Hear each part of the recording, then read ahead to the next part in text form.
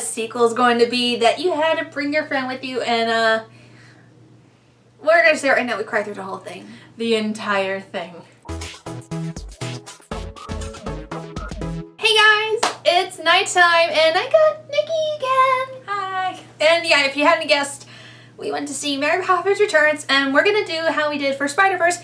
We're going to do non-spoiler stuff in here, and when the spoiler tag will appear, we're going to be talking about spoilers, because it's hard to really avoid with this one again, like Spider-Verse. So for non-spoiler reasons, this, for me, I think this is a perfect sequel. I can't think of a single thing that I have a gripe about for this movie. I feel like it lived up to every expectation that I had for it, and I had pretty high expectations because I love Mary Poppins. I really liked it. Yeah, me, I mainly started crying in the very beginning, and It took 2 minutes for us to start, like, the tears to start. yeah, and I will say right now, like, the animation, the way they did the CGI with the green screen, the way they handle the choreography and shots, because this is Rob Marshall. He's the man who brought us Chicago. He's the man who brought us Into the Woods. And yes, it's Rob Marshall. It's, hold on one second. I have to make something that I got wrong for my thoughts on the Mary Poppins official trailer. Rob Marshall's not the man who directed this. This was made by the man who made Twilight Breaking Dawn. I don't know the director's name, but Yikes. yeah, I What had a mess up. I made a mess up because I thought Rob Marshall. She done goofed. No, Rob Marshall did Chicago and Into the Woods and 9, but people don't remember 9. I don't remember 9. No, I only remember the Be Italian song from Musical Hell because that's the best part. It's called Being Italian. It's called Being Italian. As an Italian, I'm offended. This was a film that knew, because it's like, yes, it's actually a wonderful sequel. It actually did well carrying things from the first movie that I didn't think we were going to do, which made it exciting, wonderful for me. Should we talk about how Mary Poppins was for our lives? I don't even know where to start. We'll let you get your thoughts. For me, funny story with me. As a kid, I actually never liked Mary Poppins. I actually liked Bedknobs and Broomsticks for me because I thought that was more fun and engaging. There's a story. Let me talk to it. I'm gonna need the story. As I got a little bit older, right before my teens, I wasn't sure how my imagination was. I was in a dark place, and then I kind of got picked up with Mary Poppins, and I realized, wow, this is a wonderful movie. Why did my little kid self just leave it off of that? And this was wonderful. It became one of my favorite live action movies for Disney, and it's just been wonderful. I've even used Mary Poppins as one of my favorites when I used to work with the mouse. And The mouse. I was also very excited with Saving Mr. Banks, which Saving Mr. Banks is its own thing because it had them trying to do the behind the scenes of Mary Poppins with P.L. Travers, and it grew me loving behind the scenes of Mary Poppins. It has the best behind the scenes I've ever seen of any film ever, and this one, it carries out throughout, because also I feel like without knowing, I think they did borrow elements from the books with this one around, because they're like, P.L. Travers hated the first movie. She hated Mary Poppins so much because of, Saving Mr. Banks. Watch Saving Mr. Banks, you'll understand. Yeah, except the ending is kind of not true. We just won't talk about the ending. Because P.L. Travers... How about we pause it like 20 minutes before the ending? How's that? Yeah. Just like pretend the rest of it. Just pretend that P.L. Travers didn't cry, because she didn't cry at the end of the movie throughout the whole thing. No, because that was dramatization. She loved Julie Andrews as Mary Poppins, but she wanted to reshoot the whole film. But Walt Disney had to explain to her what a premiere was, and it had to take them years to get through this. Short. Well, it had to take them years for this one, especially because when they were doing Mary Poppins on Broadway, the P.L. Travers did not want them to do a musical. They had to convince her, you gotta use the songs for this. We're gonna be faithful for your books. Just let's use the songs. And they're like, okay, well, you'll use the songs. Just be faithful with my book. It's why the Broadway musical is more faithful for the books. Yeah, it's a little bit more authentic. Yeah, and this one seems like it is, but I haven't read the books. I know The Kite comes from the Broadway musical and the books. And also, I'll Stay Until the Door opens, which was also from the books, too. And it just had that love of Mary Poppins. But you with Mary Poppins? It's Mary Poppins is something that holds like a really special place in my heart. I just have so many memories linked to that movie, and specifically tying me with my mom.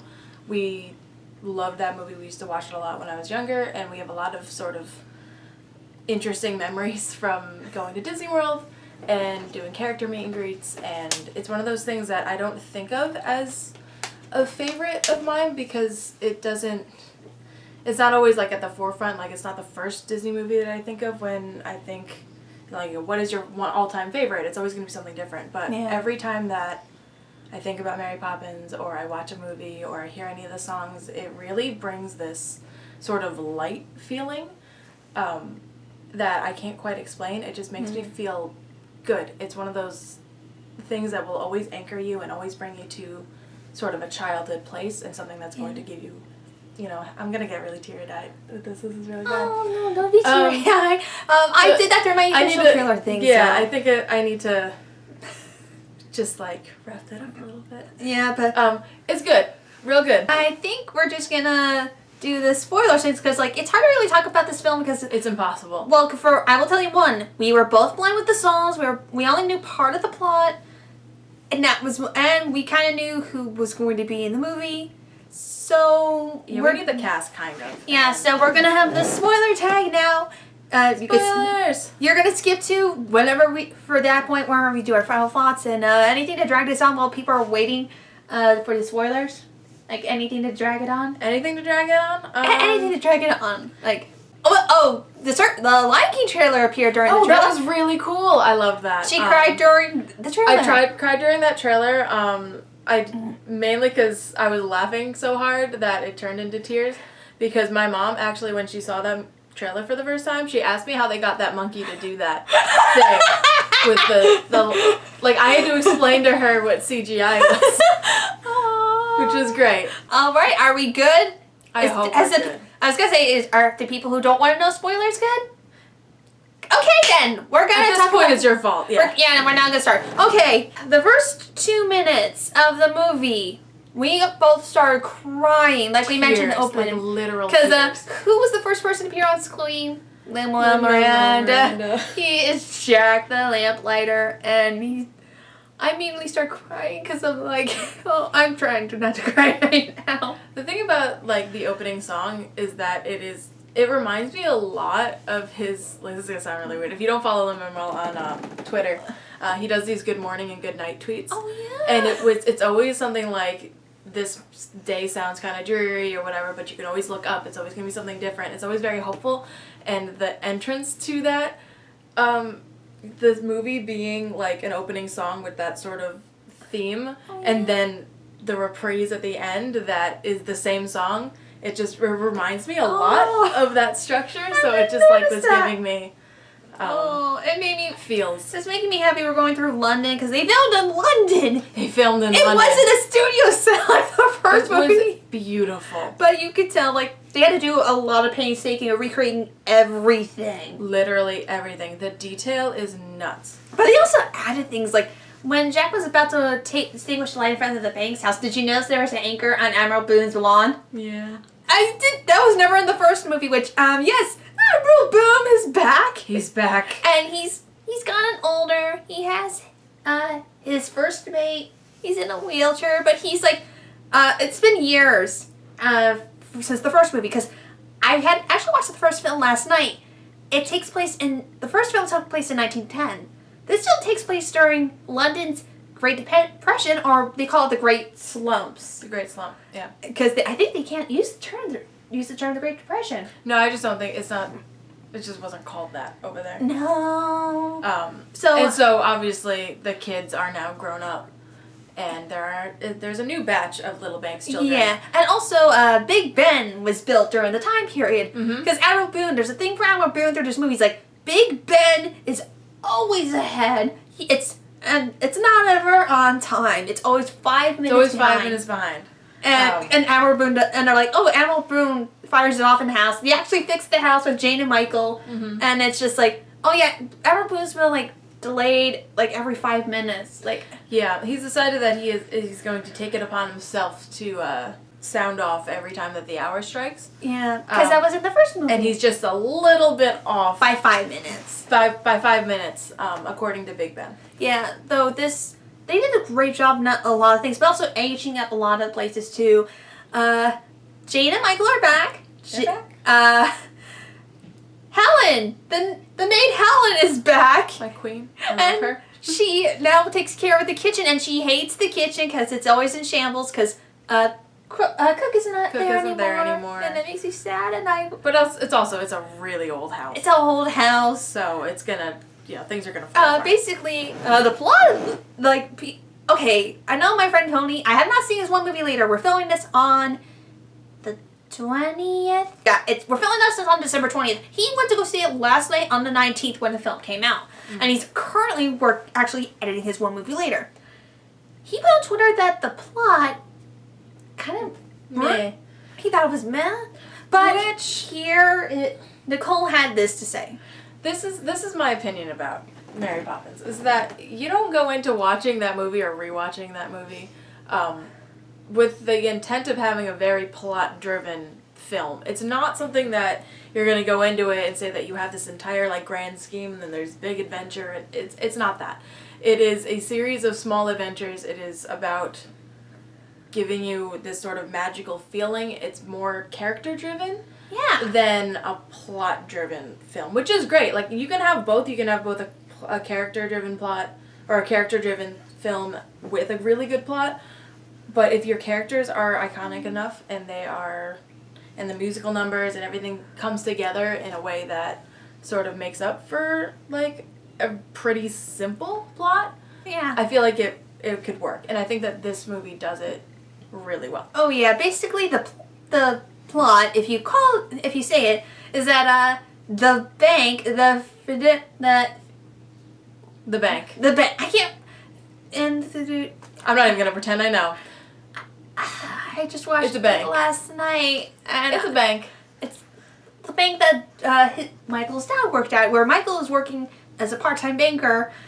They are foreclosing his house. Yeah, they're repoing the house. They have only 5 days to pay it because Michael, when his wife was sick, took out a loan, and they are behind on the rent, and they have to pay the loan and everything in full. Yeah, so they're basically behind on their payments for this loan for this house, and like the basic plot is that they're gonna lose the house if they cannot find the certificate that says that they own shares in the bank. Because so that equals money, and money equals paying off the which was loan. The shares that his father did because he was the partner of the bank when he was still alive. And so that's part of the side plot.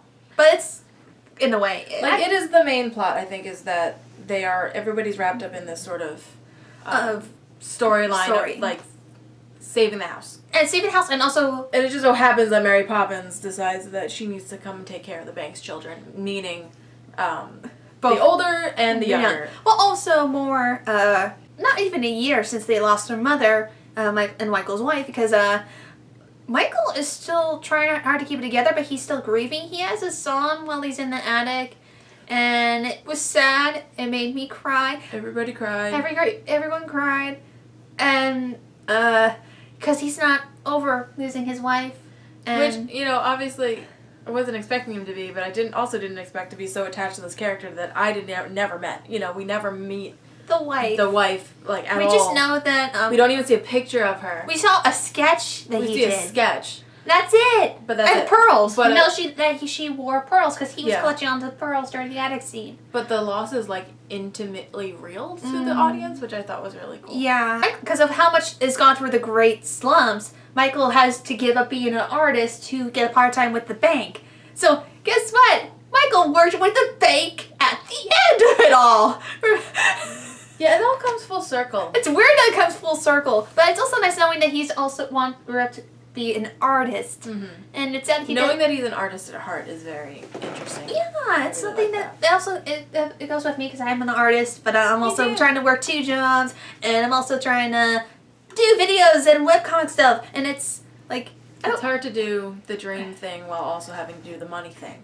And that's a big theme for this movie. And they show that in this, which is a lot. Jane, Jane is my queen. Jane actually has grown up to actually make a union for union workers for during the Great Slumps to get money back. We never get an actual outcome if it worked or not, but it's actually cool that they did that. Because it sort of follows the tradition in this family of the women being very politically active and being activists in terms of trying to better the world, or at least in their opinion that they're bettering the world. Yeah, vote for women. And helping people who are underprivileged and people who don't have necessarily enough rights or enough of a voice, which I think was really cool that they added in that detail. And she liked that Jane wore pants. I love that she wears pants. I don't know. I have this thing about like people in early 1900s in movies. I was going to say, wasn't what was the Great Slump for London?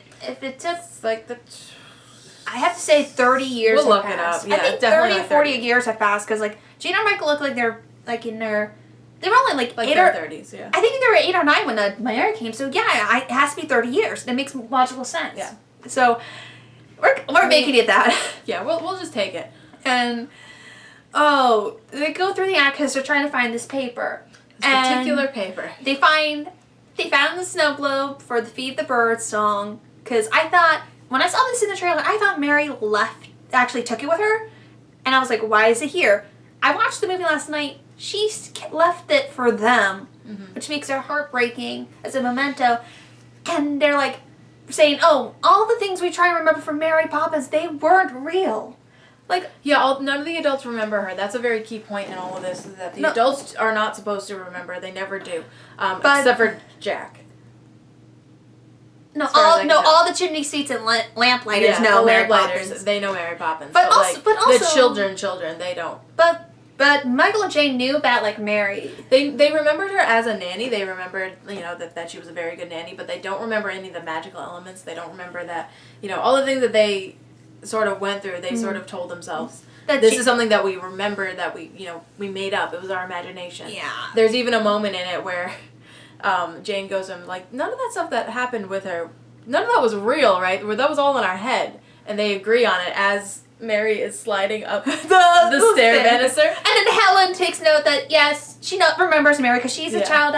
Because she actually grew a lot from when Mary was there. So she remembers Mary. Mm-hmm. So she was like, going to the laundry, and Mary's like, hello, Helen. And Helen's like, hello, Mary. Like, casually nonchalant, because she's been through this before. Yeah, like, it's just that the children that then grow up to be adults, they don't remember. No. That the things that happened actually happened. No, basically. Which is... so they're going through, besides the globe, they find the kite. The kite that their father fixed. The kite that was so symbolic because it's about family and love.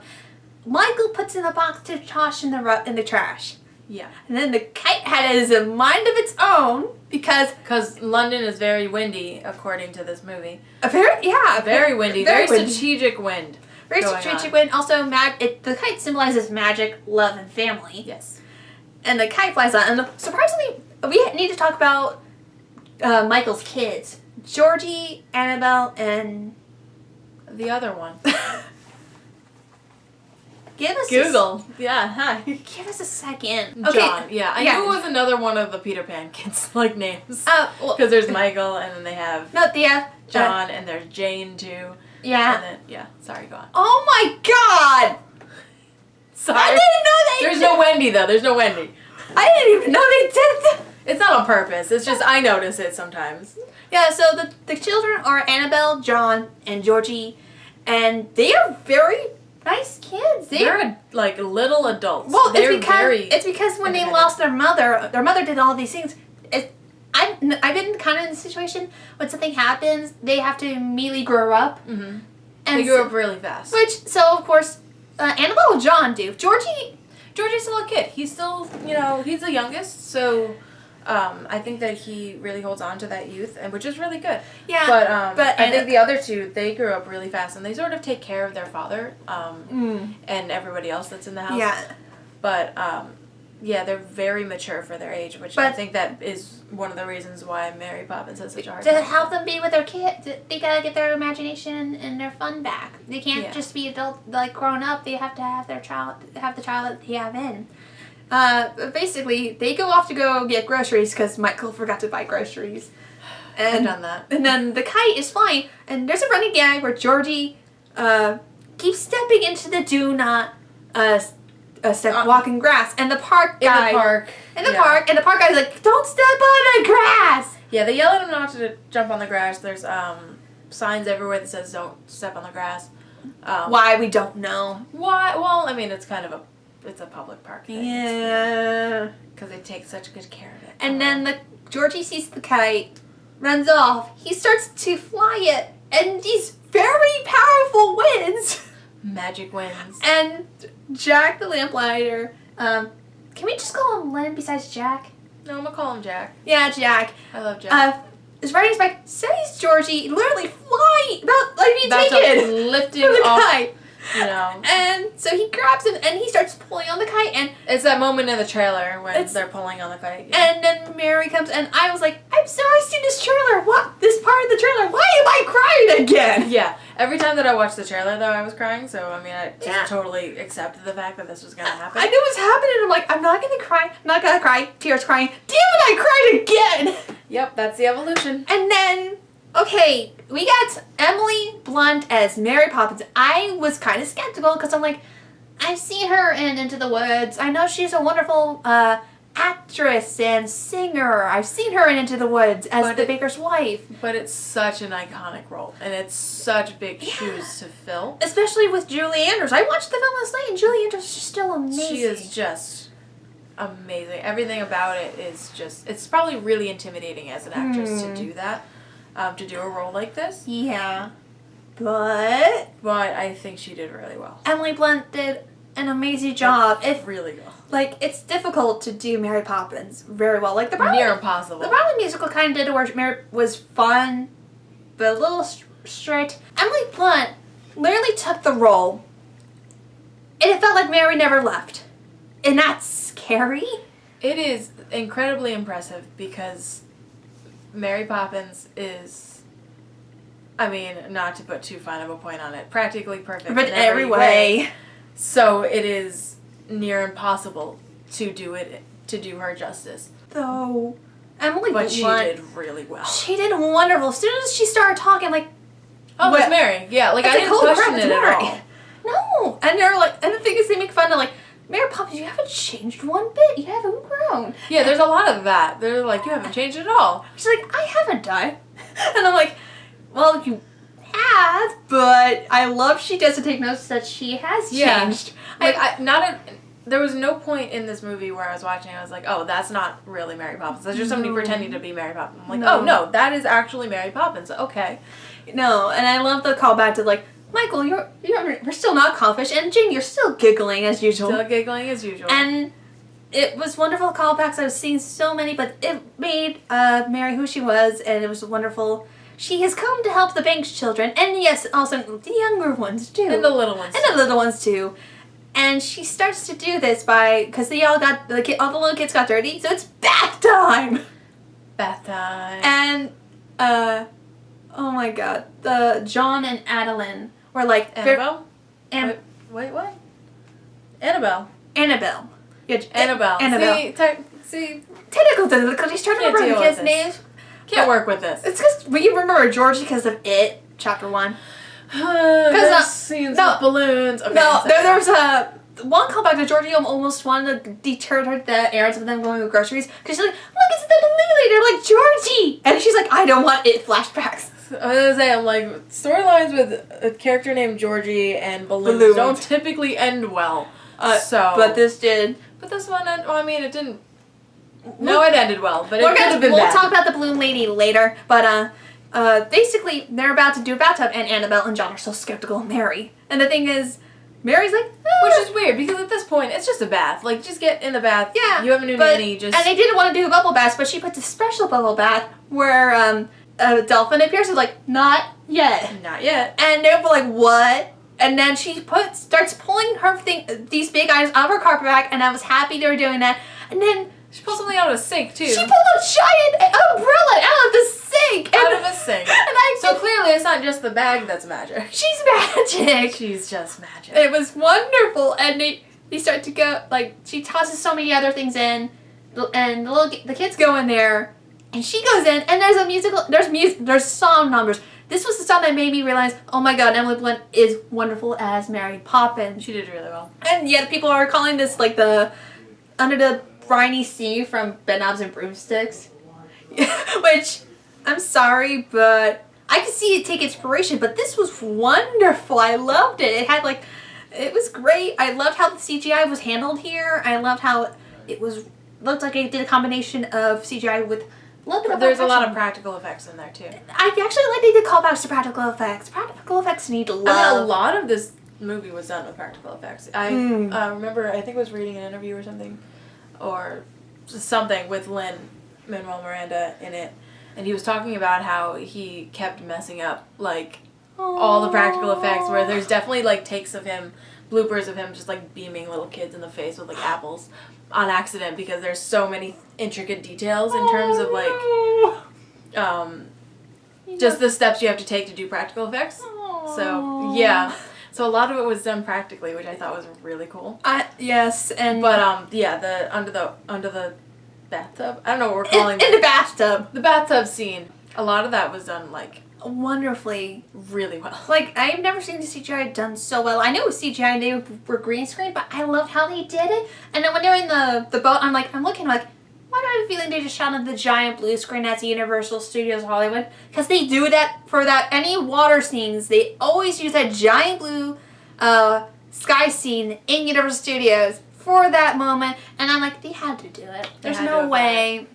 There's no way, but it was wonderful. And the thing is, just like in the first movie, how the kids were getting excited with Mary, take them on adventures. They're trying to tell their dad how fun they had in the bubble bath, but he's trying to find the paperwork. He's like shushing them away because he's got other things. But unlike his father, he apologizes because he's learned from his father. Because he's a better person at the beginning and all through it. But the problem is he's still grieving and he's trying to take everything on himself without knowing that his children.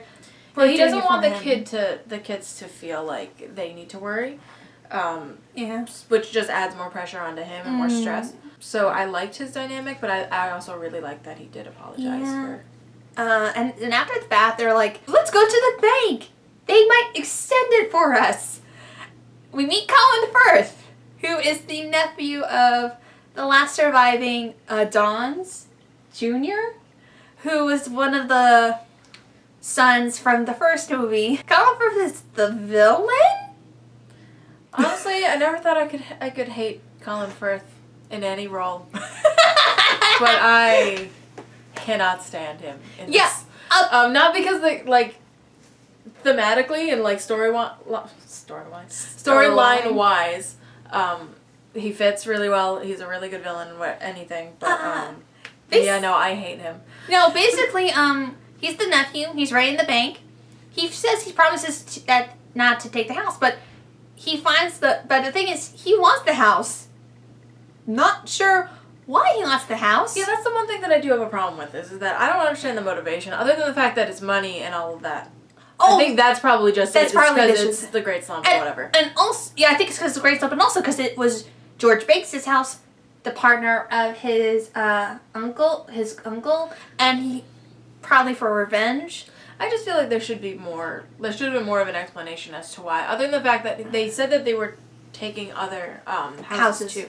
They took like 19 that month or something. That's crazy. They're just making money off of it, but that house probably would have made a lot of money, and that's probably why. That's probably because beautiful 17 Cherry Tree Lane is like prime real estate. So yeah, except you're next to a house where fire's on the clock.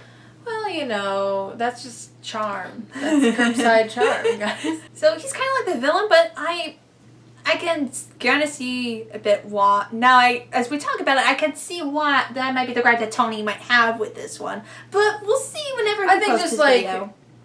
General mistrust of people in positions of power and money. That's a good enough reason for me. Because I generally don't like characters like his anyway. Yeah. Though he also has a thing where he swings his pocket watch. The pocket watch thing? Which, I'm like... That's a weird villain tick. I kind of done that before. Since you're a villain.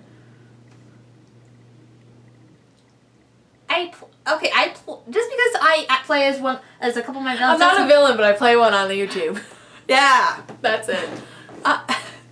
Yeah, I played a couple of those, but you know what? That's it. Exposed. After that scene, it's like they only have 5 days, so this takes the course like 4 or 5 days from.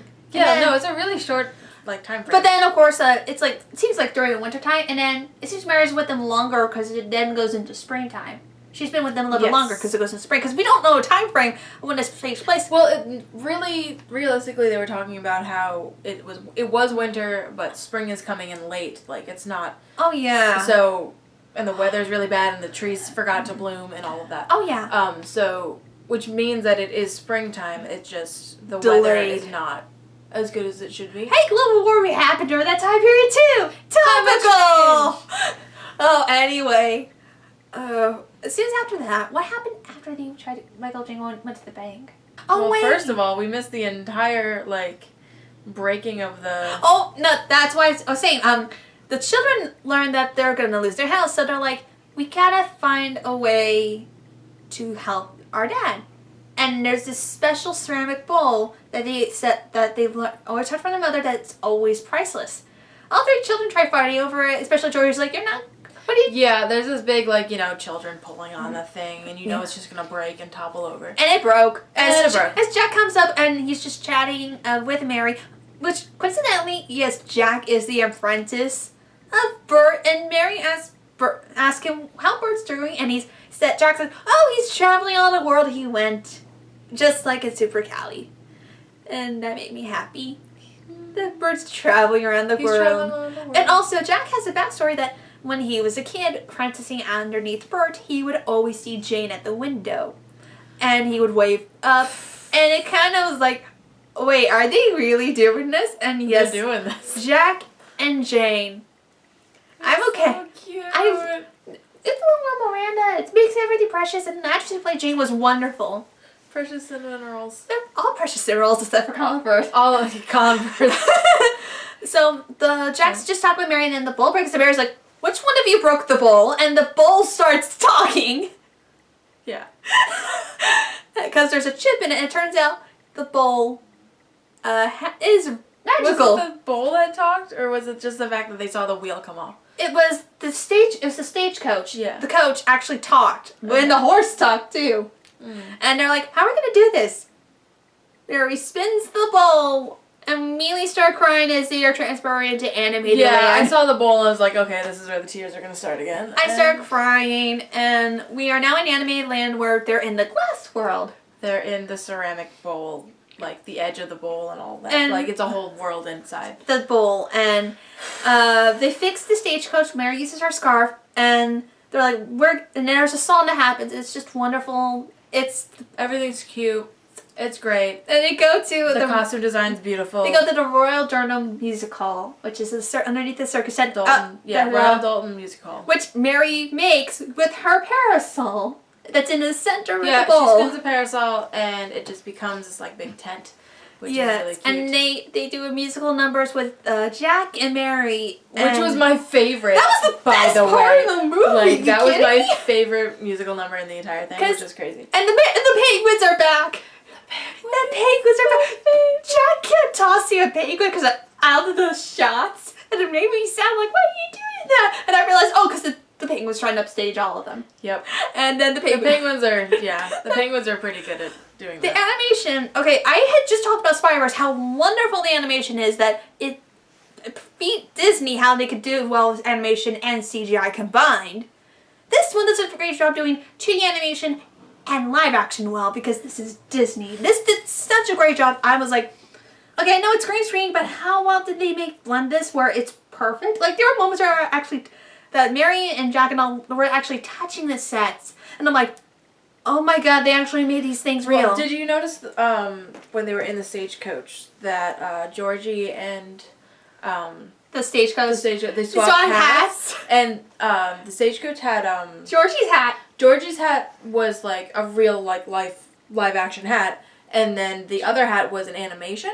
So they had to animate him wearing that hat while the other guy was wearing Georgie's a real hat. life hat, which was great. And they actually built the stagecoach, and I could tell that they built it because they had to touch it. And like, it's just done really well. It's done really well, and then like it's impossible for us to explain that and how it's done. You just need to see it. Honestly, you need to see it, and I really hope they explain it for the behind the scenes stuff of it. Yeah, because like that's really cool. It was really cool. And then the whole music number where Mary does a quick change in front of us.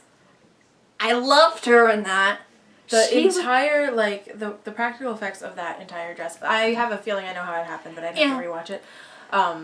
Like top notch. Like well, the also entire makeup. She also got makeup too on her face. There's no way to explain that. The change, the change from being and what like a movie and being in film to being on stage in a film, like the acting changes a little bit. Like the difference between, do you understand what I'm talking about? Oh yeah. But I thought that was really cool. It was the way that they were performing for other characters while also performing for the camera. And they were just wonderful. It was so great. And then,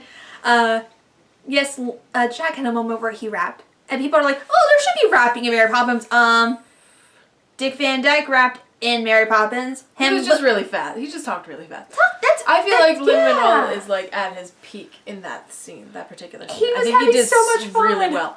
I think that it really shows that he's a theater nerd. Yes. Like a live theater nerd. Oh my god. Because of that scene and, later on with the Chimney Sweets. Mm-hmm. I feel like he did really well, like while he was performing, like those sort of numbers.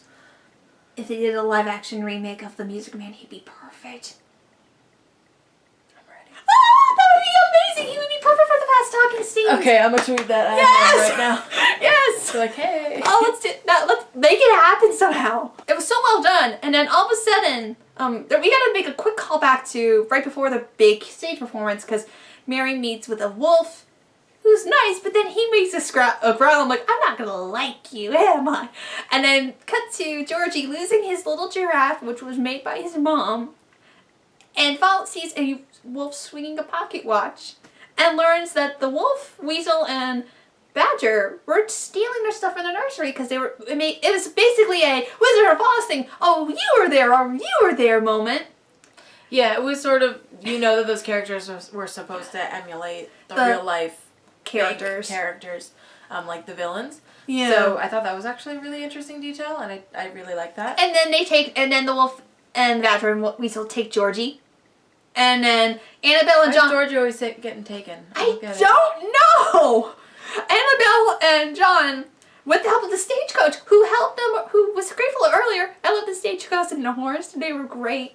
They literally go off to save Georgie on this wonderfully done chase sequence. Beautiful chase. And the thing is, they also had to do turns because this was a bowl. They had limitations, so they turned and they had to be on their sides. And it goes crazy. The wolf driving, I was literally talking with Nicole a couple months. The wolf has Cruella de Vil eyes. It does. And I think they got inspiration, especially because of the smokestacking. It felt like you were watching something delicious. Which also, yes, the wolf, the badger, and the weasel were also voiced by the two lawyers and Colin Firth. Yes. Which, again, Wizard of Oz moment. Wizard of Oz moment, which I thought was a really interesting detail. And by that point, they are at the edge of the bowl. Which Mary warned them, don't be at the edge of the bowl. Don't go to the edge of the bowl. So they fall off the edge of the bowl, and then they wake up in bed. Basically, after a nightmare. But they were like, oh, but it felt so real. Because it was real. It just made them go to sleep. Yeah, but Mary knows that it was real. Because they have a moment after Mary sings them a song about nothing. Nothing's gone, it's just forgotten. It's got or out of place. Everything's up, yeah. Nothing's gone, it's just out of place, It was a song that made me cry because I realized what she was singing about.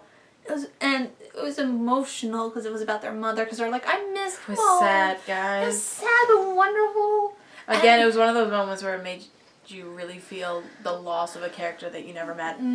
So. And then, right as they're about to go to sleep, Mary goes to her room and Annabelle John's like, should we ask if it was real? And Annabelle's like, no, I think she already knows. Which, yes, because Mary knows. She has to pretend that she doesn't know. Everything. She knows everything. She doesn't have to explain anything. Which, let's call it back in the animated sequence where Annabelle asks Jack, how how'd she do that? And Jack goes, well, that's a good question. She never explains anything. Mm-hmm. I love clever callbacks to that because it's a good sequel. And then of course the ball's broken. What are you gonna do? They're gonna go take it to Mary's cousin. Second cousin, but also Second cousin, Michael also lost his whatever. briefcase, so they gotta do 2 trips that day. Yes. But they go to Mary's second cousin, Topsy. Meryl Streep, everybody! That was the most random. I didn't know that she was gonna be in this movie. I knew from the trailers, and I'm like, hey, this is the weirdest Mamma Mia crossover I've ever seen.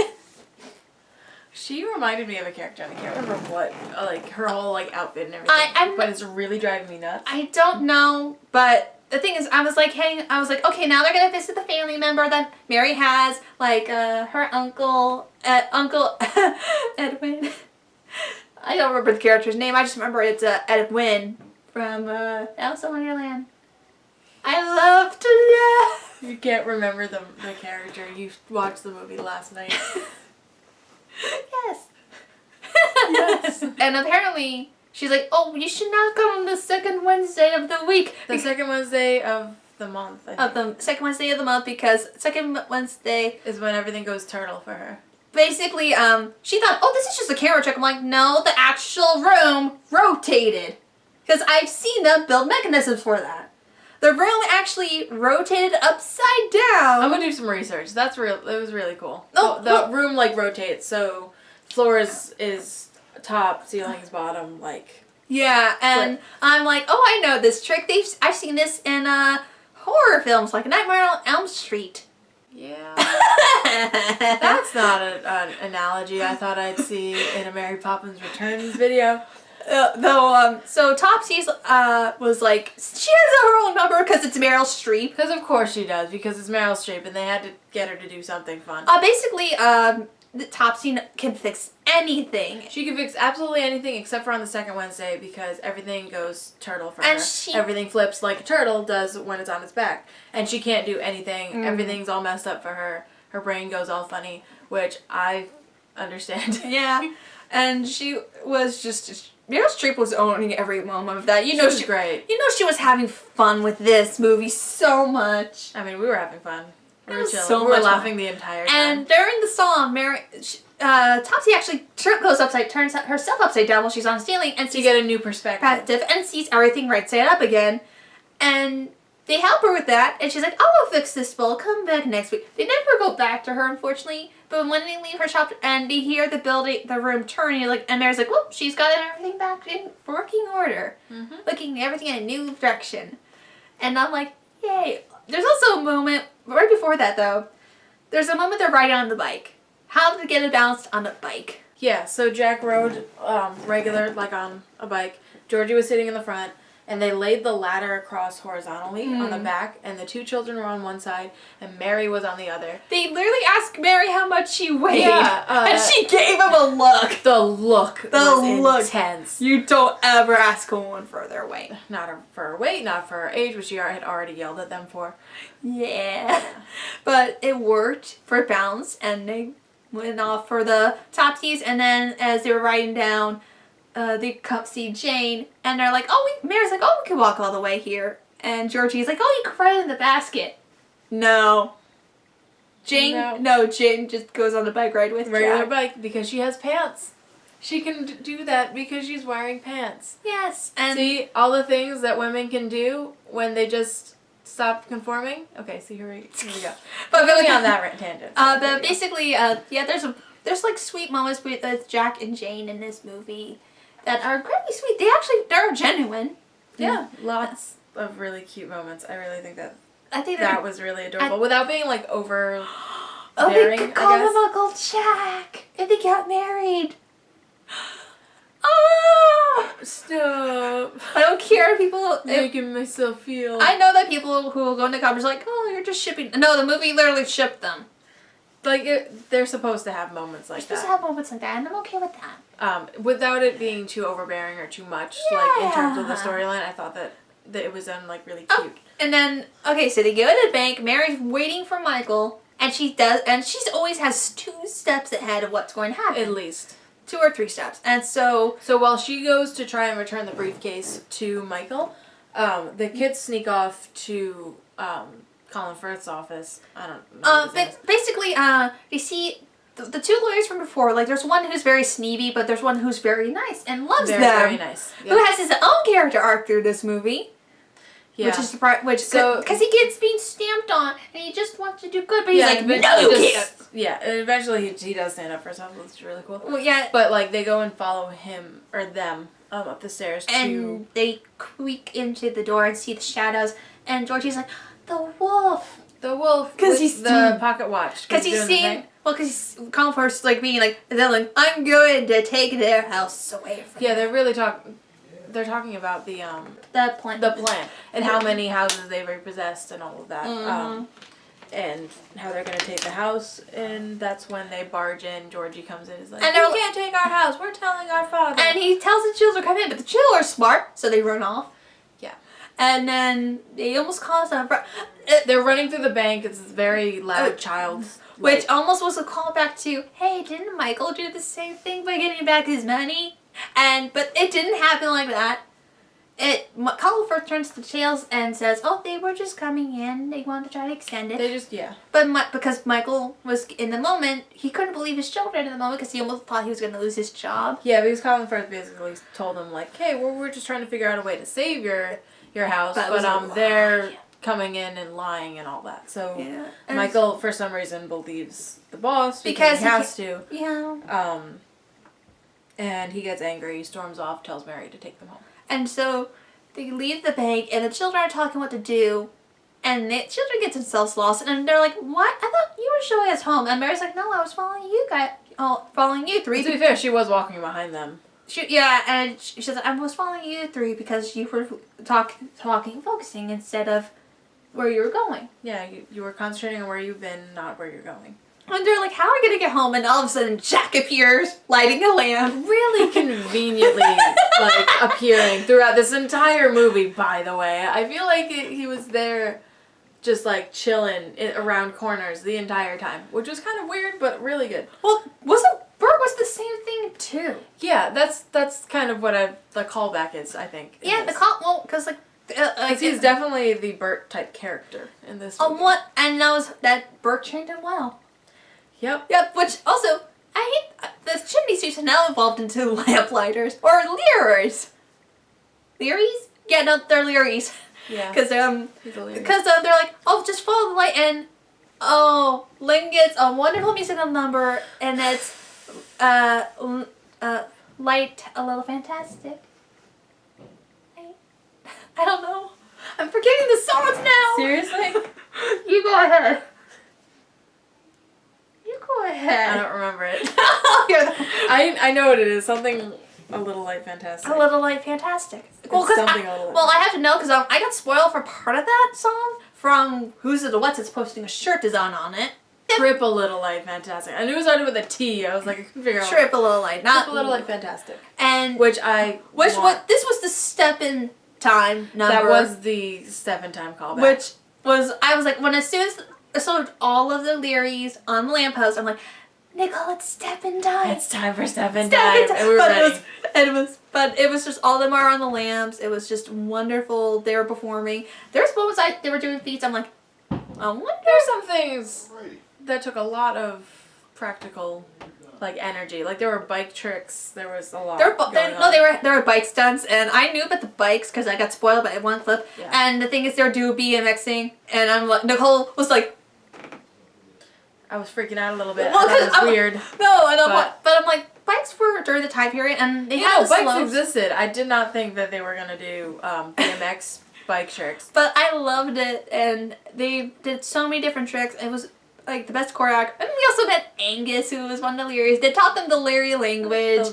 And it was wonderful. And I thought, they're like, Mary, do your thing. Mary rides a bike. Rides a bike. While in the dress, by the way. Yeah, magic. I was hoping she was going to do one of the spin thing like she did in Cinema Time, but I'm okay she didn't do that because it would have almost been a copy. Yeah, I feel like when we say this was the step in time number, or this was the callback or whatever, it's never a direct copy. No. Which I think is really important to note is that none of this movie felt like an exact replica or just a No. remake. None of this actually felt like a remake. It really felt like a sequel. It was like a a great continuation of the story without actually repeating any of it. Yeah. But it still felt like the same coherent story. Yeah. And then it cuts to the part of the song where all the lamplighters and all the Tim were marching down, finishing the song. The children holding sticks with fire. Yeah, the nicest looking mob I've ever seen with lights and torches. It was great. And then seriousness happens when Michael tells him, "Where have you been?"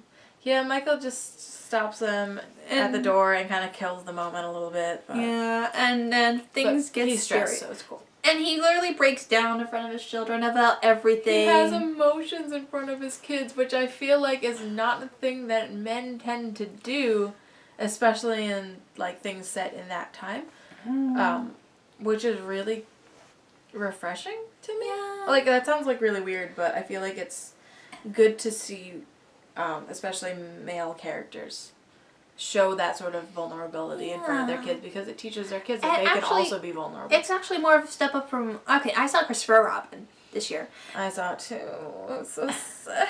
And it's actually more of a step up with, like, I love Ian McGregor in that. But it's also more of a step up for how Ben Winshaw, who plays Michael, he did a great job with a lot of the emotion. Ian McGregor did a great job as Christopher Robin, but he had more of the emotion, but he didn't show more emotion for it because he got serious all the way until he had to realize. And it's not like an actor thing. It's definitely just like how it's characters are written. written. It is not a sort of real life problem No. that guys have. It is the problem that they are not allowed to portray those emotions or they're not written to portray those emotions. But I really do think that it's good that he has that moment where he is sad and he is upset in front of his kids and he doesn't like lash out at them because of it. He just breaks and the kids help to cheer him up. Yeah, they sing their praises of the song that Mary taught them, and they were almost gonna say, "Who told you that?" Georgia was gonna see Mary, but Mary's like, "No, you."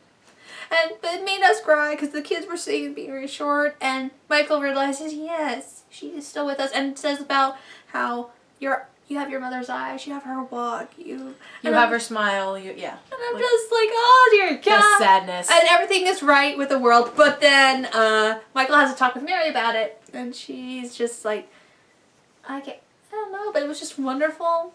It was really. And then it's it's almost midnight. The very next day, the lamplighters with Jack are helping them pack because it's about to be midnight. They're about to lose the house.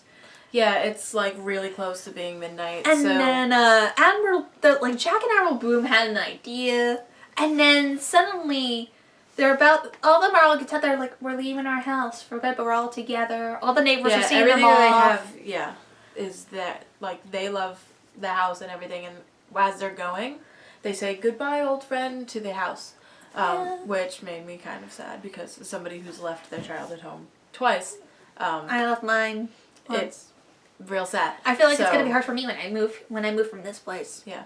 So, like, it's always sad to move, but especially if that house has been, like, in your family for that long, I feel like.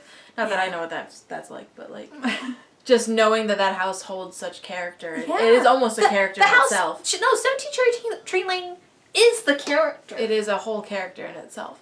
And then, but to lose that would be just devastating. Yeah. But they left with everything that they love, and which then, is important. Then there's a moment that Georgie almost forgets the kite. You see, the kite was ripped, and then he found a drawing that his dad did of him and the family, and decides to use part of that to fix the kite. And then when Michael's looking at the kite, he sees wording on the back. It was the certificate all along, which the certificate of the shares that proves that he had, that they had money invested in the bank. But here's the thing. Nicole pointed it out in the very beginning of the movie. Yeah, when he found the drawing, I looked on the back. I couldn't exactly read what it said, but it looked very official. It looked like a birth certificate almost. So I was like, oh great. Well, this is gonna be the same today. This is the certificate. And then he started cut it up to fix during the scene that he was fixing the kite in, and I lost my mind. Like, I was so upset. But I thought that it wouldn't work. But they're like, oh, we have it. Or like, we don't have much time. And like, can we go back in time? And I thought, Mary's a Time Lord. But this is not what they did. Mary's a Time Lord. No, it is actually a theory that Mary Poppins is a Time Lord. Oh my God. Or Mary Poppins was a teacher at Hogwarts. See, Or student at Hogwarts. No, I'm ready for that. No, it was the same with like Willy Wonka might have been a student or teacher at Hogwarts too. There's well-written like fanfic stories. Like one I saw. I'm gonna need some links because I don't know, but because Tumblr is being an asshole because they're just spamming everything. Tumblr is messing everything up. Everything that they think they're doing, they're not doing. No. And the things that they're supposed to be doing, they refuse to do. And it's gonna go downhill any moment. So, bye-bye Tumblr. Bye Tumblr. If I could say that I'm gonna mourn your loss, but no, good riddance. No, I gave up on you when you crashed the hard drive on my laptop. So they have to race against time, literally, to go to the bank, and then So there's this like really intricate plan. So as the older Banks children, they're heading to the actual bank. The rest of them are going to Big Ben. And all the there's all the lamplighters. All the Learys. They're getting ready. They're all on their bikes with the little lights on them driving through the London fog. And it's like the biggest army in the world. They all look like they're about to go into the Upside Down taken by a Demogorgon or something. Yeah, but it was wonderful seeing all that. And then they get to Big Ben. They use their ladders to stacking to climb. All of them are climbing. And they get to the top and they're like, how are we going to get up there? So Jack has the brilliant idea to use the ladder to launch himself. Yeah, he had somebody jump on one end of the ladder. It was Angus. Yeah, Angus to jump on the one end of the ladder to launch his Jack up. and he gets through the window. And turns off the lights that light Big Ben. But then it's like a whole gas-powered thing. Yeah, but the problem is he can't change the time. He's like, he actually can't change the actual hands on the clock. And they're like, how are we going to do it? And then we knew, because Mary flies. So, and of course she held onto the kite. That was technically her flying. Yeah. But coming down. So Mary uses an umbrella, which the umbrella talks a lot more in this movie than it did in the last one. A whole lot more. Which is fine by me. She uses her umbrella to fly up, grab the second hand, and change it into 5 minutes, and gives them more time. What I want to know is why she couldn't have turned off the lights. Why did the Learys have to risk their lives climbing up Big Ben? Because she wouldn't know how to turn them off. Only the Leary can turn it off. Someone had to be inside. She can do both at once. Okay, turn the light off first. Get out the window. Be like, hey, upsy daisy. And then someone would notice her. Because the village. Oh, and no one was gonna notice them climbing up with the ladders. Yeah.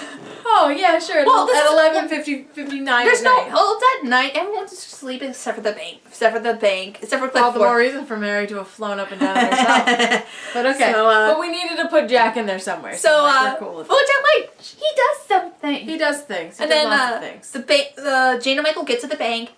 The lawyers lock the door. So they're like, we got. Michael's like, Jane, let's go fly the kite. Let's go fly a kite. So they fly a kite, but Colin behind the chair is like, I'm not looking.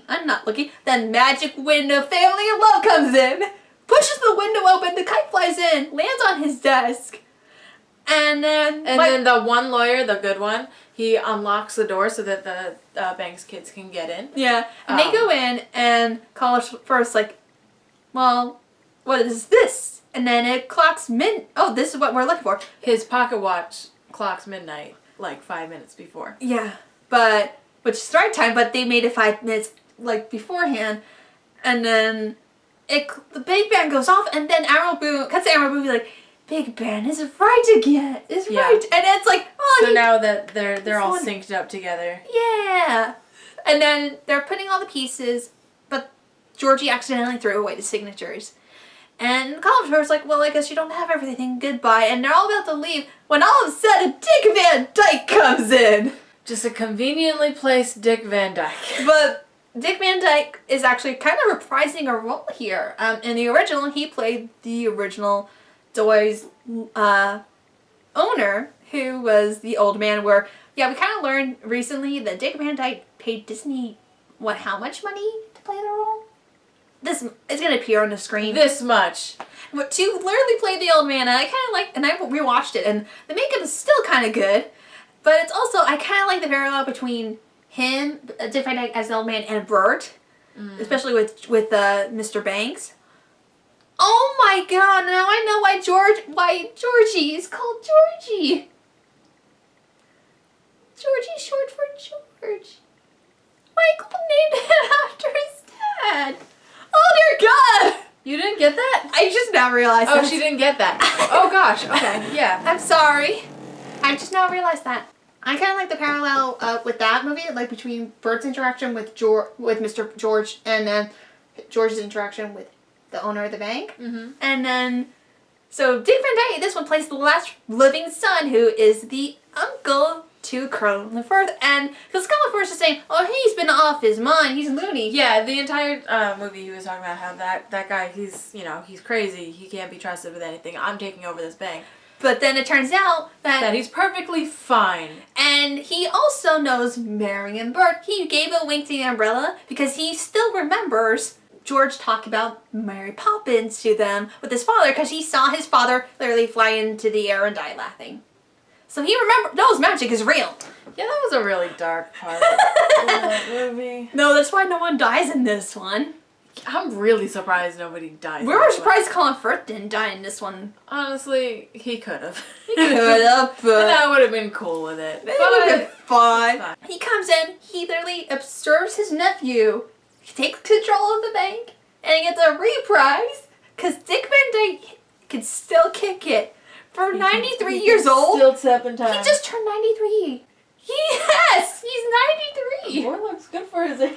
Well, he also had makeup on him too. He was doing really and good. he was dancing, tap dancing on the desk, and then You could just, if you watch that scene, like, just watch Lin-Manuel's face, and you can tell it's him and not he's not playing a character. No. Genuine awe on his face, and like that's how I felt the entire time. And so there was a moment he was so old, was like, children, help me with my legs up on the He desk. had his legs up on the desk, and he had to take out. And so there was a moment where he tries first telling a story. He's like, I know woodman, like man with a wooden leg named Smith. And he's like, no, that's the right story. And I was like, oh, I thought you were gonna tell a joke. And then he's like, he tells the story of how Michael caused trouble with the bank over tuppence, and how his dad gave tuppence. He invested the tuppence into the bank, and that money grew like a lot. There was a lot of over interest, time. like over time, and it turns out that it was enough to cover the bank loan.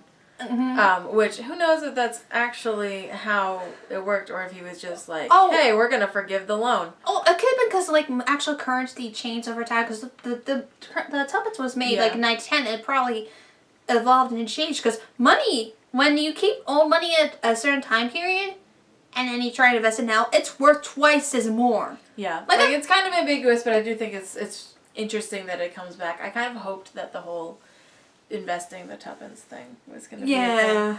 Like, I don't know, I thought it was really an interesting detail. It was also a nice continuation of the first movie. Yeah. That the tuppence actually had importance. It actually makes sense. Yes, and so Dawes is like, you can keep your house, the loan is the paid house, off, and you have loan's more money to help you. Yep. Soon as after that, spring is finally here. The cherry blossoms have bloomed. And it's a special festival In the springtime. in the park, and the Banks family goes in except for Mary, for some reason. Not sure why. Mary's hanging out somewhere. No, she was outside the park. She didn't want to go in because she really knows what's going to happen because she knows always 2 steps ahead.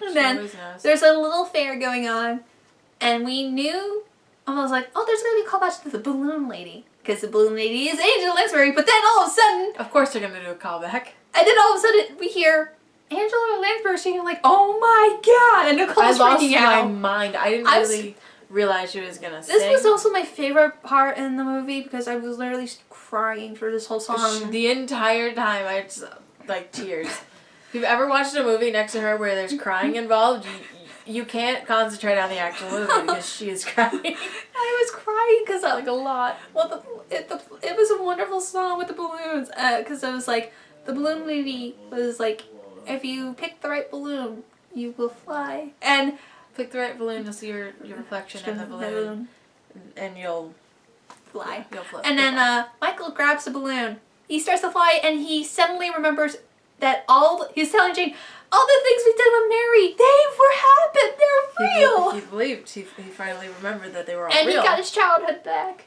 Yeah. And then everyone started to fly. Admiral Boom started to fly. Tons of people started to fly, and then Colin Firth tries to grab a balloon, and he don't fly because he's trash. And trash doesn't fly. But and then a dog is flying with the balloon. Dog flying. And then the lawyer. Jack and Jane. One good liar was flying, but the other one was holding on to him. Yeah. Jack and Jane were holding hands during the balloon. It was cute. All of them. It was all wonderful. And then it cuts to Mary with the balloon lady, because I have a feeling the balloon lady is related to Mary. Somehow. She's magic. Great grandmother. She's magic. Somehow. So she was like, "There's one balloon left. I think it's meant for you." And she looks at it. And she sees a reflection in it, and then it just cuts to them walking, or the Banks family. Oh no, we can't talk just yet, because like the balloon lady's like, they're all all the magic is wonderful, and Mary's like, they're all gonna forget about it tomorrow. And I'm like, how is a lot of people gonna forget seeing so many people fly in the air with balloons? Because they're all gonna think that they dreamed it, and that's the whole thing, is that adults who experience these things, they don't remember. What about the adults with imagination? Well, that's why Jack and the Chimney Sweeps. Get it? God damn it! But that means Jack and Jane will remember too. Yeah, hopefully. They should. Well, Michael's an artist, and Jane is who she is. So yeah, but the thing is, we forgot one thing to mention through this movie is that you know how in the first film Mary would stay until the wind changes. Mary would stay until the door opens. Till the door opens. Till the door opens. And we don't really have an understanding as to what door this is, what it means. No. So when it cuts from her to the balloon to them Charity walking... Lane. Like, literally flying down from the balloons. On Cherry Tree Lane. They're walking and they're saying, Michael says something along the lines of, I feel great, I feel amazing, my imagination's here, all of this magic. I can't believe I closed that door. I thought this door was closed. And then... the winds start to turn up again, and the door to the house opens. And Mary has to go. And we were crying when Mary was leaving. And there was actually, so many tears. I was still crying through the song, so when Mary was leaving, I was like, I know she was going to leave, but I really didn't want her to leave. It was heartbreaking. And then... we all knew she was going to leave, because that's what she does, but But then, Jane and Michael, all the family goes inside except for Jane and Michael, and they look at this guy and Jane's like, she's gone, hasn't she? And Michael's like, yes. And they're like, thank you, Mary Poppins. I'm like, aww. Thank you, Mary Poppins. And then Jack ties the balloon, and then he sings a song. Yeah, so he ties the balloon to the back of his bike, and then he's riding through London, and he's singing the same song that he sang in the beginning of the movie, which was like a really good mirror, and you see Mary floating away, and that's the last scene. And then during the end credits, we'll take note is that just like in the end credits of the first movie, they did an anagram of Dick Van Dyke's name as a special guest. And just like in the first movie, as the old man. So they anagrammed his name how it was in the first movie, and he did it again in this. And I'm like, oh, wonderful. Call that. And we thought there'd be something at the end of this. There wasn't, because there was no end scene, which is fine. Just fine. But I think that they ended on a really good note. Overall, with this movie, this is a wonderful sequel. And it made me cry. The songs are great. They did a great job actually doing the rhyming, because trying to mimic the Sherman Brothers music can be very difficult. Trying to make anything close to the Sherman Brothers music is near impossible, but I do think that they did an amazing job. Especially if Lynn might have had an influence saying, hey, make sure you rhyme in the same talk style just like the first film, and it worked.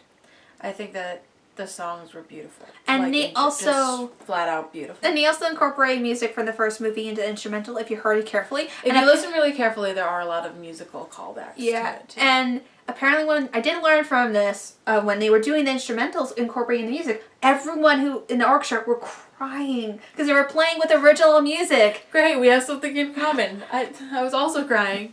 Yeah, this film, everyone did a great job. This was a good show. I think the cast was beautiful. The cast was wonderful. I liked all the characters except for Colin Firth. Well, no. I liked him as a villain. Yeah. I don't hate his acting or his, like, presence in the film. That's true, yeah. I don't like the man that he was playing, like the person.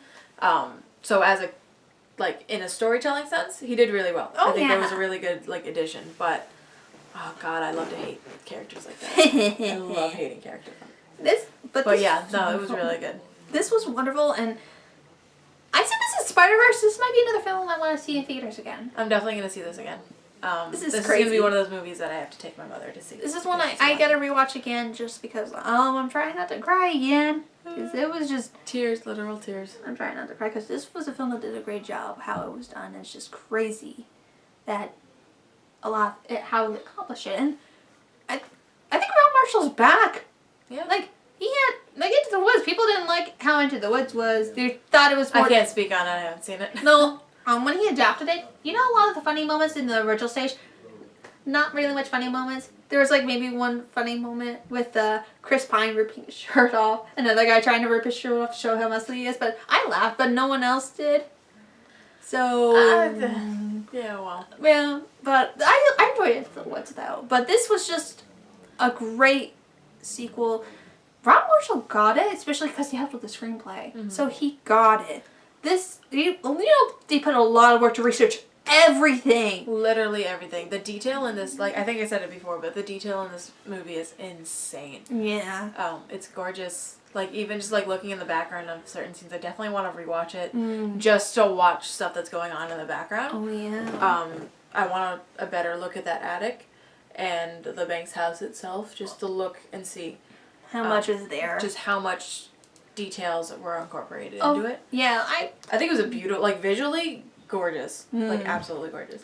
Yeah, I loved it very much, and dear God, I don't know what else to say. This was just a great film. I loved it. This movie feels almost like, I don't know how to explain the feeling that I had when I walked out. You felt light. You feel like you're floating. Yes. I felt light after walking out of that movie. I felt like it's one of those, you know, the Mary Poppins, the original, was one of those things that always gave me that feeling of, like, believing in magic, believe in the dreams, believe in your imagination, and, like, there's nothing that can really hold you back. No. And when I walked out of this movie, I felt that sort of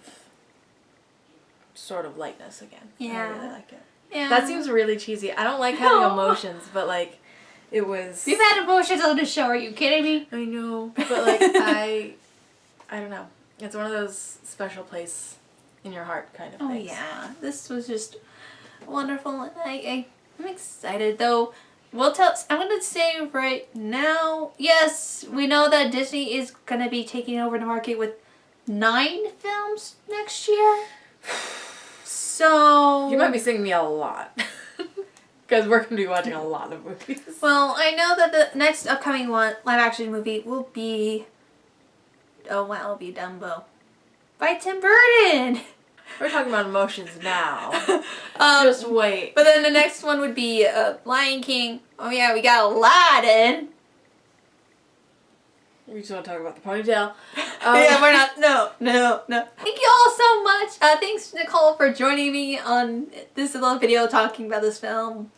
Thank you for giving me a space to spill all of my love and affection for Mary Poppins. Yeah. If you want to help support the show, become a patron today at patreon.com/nightproduction, where you can be these awesome Patreon producers, such as Dr. Zeon, Hollywood Panda Smith, Ty/Wes Morgan. Tell me how you want to be credited in the comments below, and Kitty Q. You can also buy merch on tableluck.com. On my description below. You can follow me on Twitter and Instagram. You can follow Nicole on her Twitter in the description below. I really need to come up with a catchphrase for the end of this show. I think that's become my catchphrase now. That's gotta be it. Wow, it took me forever to realize that. Anything you want to say before this ends? No. Podcast. Bye.